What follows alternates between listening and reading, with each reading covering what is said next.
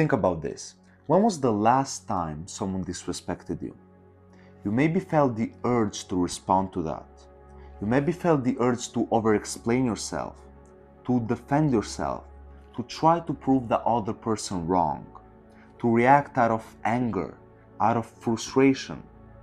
Now, what if I told you there's another way to react to that? What if I told you this is the wrong way to approach it?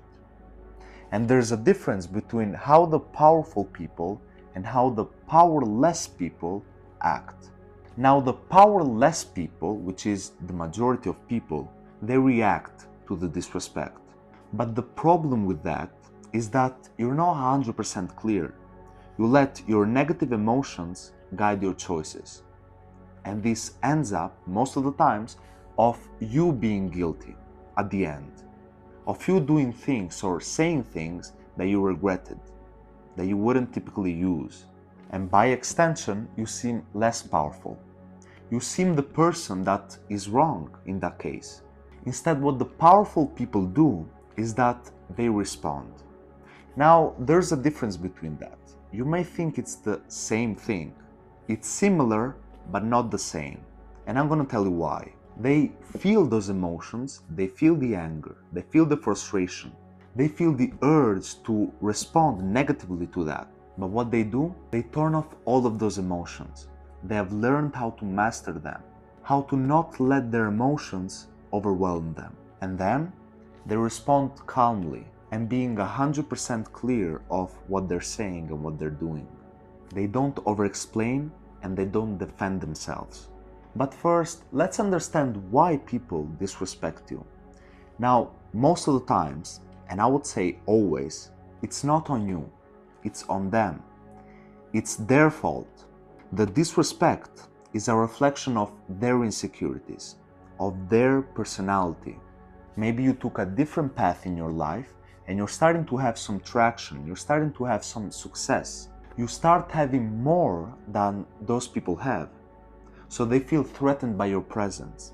You might not say anything to them, but just your presence alone threatens them. They feel insecure when they're around you. Because this has once happened to me even in my life. Some years ago, when I started training in the gym and I started having some success in that, and my body and my health improved, some of my friends, we were in like a group, started talking to me, started asking me questions about fitness and about what exercises I do and how I grew so much physically. So we were having those conversations and I looked at a guy that was looking at me angrily. I could spot the envy in his eyes. I said, anyway, I continued to talk with my friends and then when I left, he was with another guy that I had known that day and he said something to me. I can't really remember what he said. It was some years ago. But I remember then saying something even to the other person that was looking at me with anger and he instantly exploded. He started disrespecting me out loud. He told me, "Who do you think you are?" And I remembered I defended myself because I didn't know much about psychology, about human beings. I didn't know all of this. I was like the powerless. So I began to over-explain myself and to defend myself. And at the end, I felt guilty, even if I didn't do anything wrong. But this is for you to understand that sometimes, even if you don't do anything or you don't say anything, you are respectful to everybody, some people will still envy you, will still hate you for some reason, and they will still disrespect you because they feel threatened by your presence. They feel insecure when they're around you. That guy didn't went to the gym. He was a normal dude. Maybe he had some insecurities, I don't know all of them, and he felt angry because of my presence. So how do you actually handle that? Now the first thing that you need to do is that you need to be silent for the first 5 to even 10 seconds. You want to put some good silence in it. You want to let their words sink in and die in the silence. And then you want to look at them in the eye and say something like, "Where did I give you the impression that you can treat me that way?" You want to look at them in the eye and you want to set a boundary.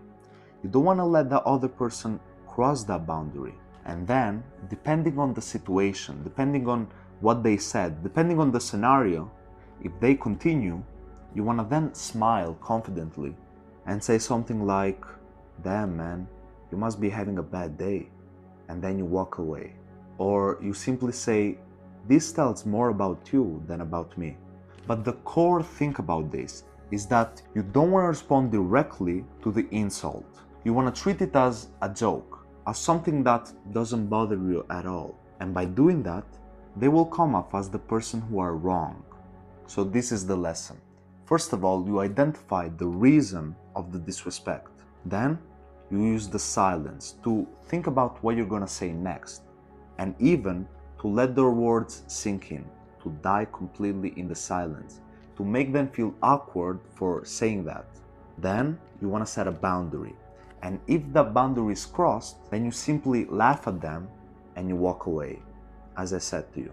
So I hope this video helped you guys. And if you have a question, just let me know in the comments and subscribe to the channel.